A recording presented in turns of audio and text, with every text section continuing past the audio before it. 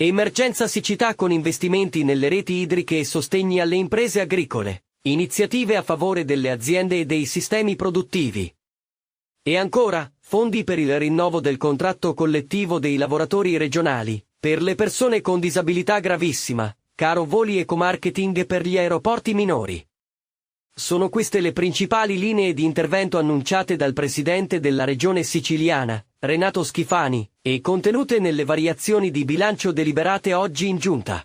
La manovra vale complessivamente 350 milioni di euro che dovranno essere spesi dall'amministrazione regionale entro il 2024. La somma di 250 milioni originariamente prevista è lievemente cresciuta passando a 260 milioni, ai quali si aggiungono economie di bilancio per 90 milioni. Uno degli obiettivi principali della manovra, dice Schifani, è quello di destinare risorse per continuare ad affrontare in maniera decisa e con interventi strutturali le emergenze che stanno colpendo la Sicilia come conseguenza della siccità. Abbiamo, inoltre, previsto misure per continuare a contrastare il caro voli, per supportare i comuni e per garantire il diritto alla mobilità dei siciliani.